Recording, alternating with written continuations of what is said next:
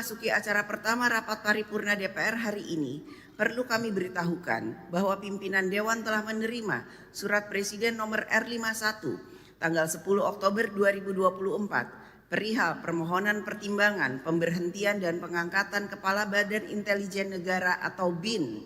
Selanjutnya, surat tersebut telah dibahas dalam rapat konsultasi pimpinan DPR RI dan pimpinan fraksi-fraksi DPR RI tanggal 14 Oktober 2024. Dan mengingat alat kelengkapan Dewan belum terbentuk, maka berdasarkan ketentuan pasal 111 dan pasal 112 Peraturan DPR RI nomor 1 tahun 2020 tentang tata tertib, maka rapat konsultasi memutuskan membentuk tim yang dipimpin oleh pimpinan DPR yang mempunyai tugas untuk membahas pertimbangan atas pemberhentian dan pengangkatan calon Kepala Badan Intelijen Negara atau BIN untuk selanjutnya dilaporkan pada rapat paripurna terdekat dengan komposisi keanggotaan sebagai berikut.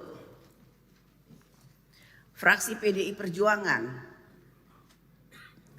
3 orang.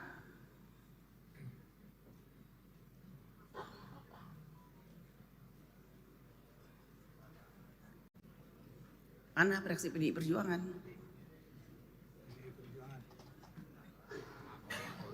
Ya, namanya adalah Dr. Randes Utut Adianto dan Muhammad Said Abdullah serta Dolvi OFP. Fraksi Golkar M. Sarmuji, Dr. Randes Tarudin dan Insinyur Haji Sari Yuliati. Fraksi Gerindra Budi Satrio Jiwandono, Bambang Haryadi dan Insinyur HM Endipat. Fraksi Nasdem Dr. Haji Jasilul Fawaid dan Muhammad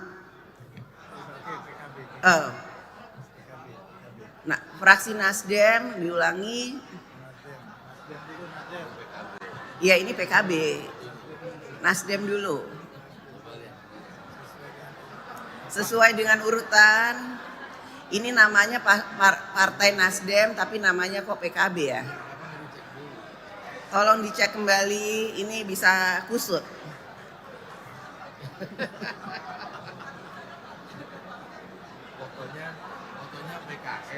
Fotonya PKS, namanya PKB, fraksinya Nasdem.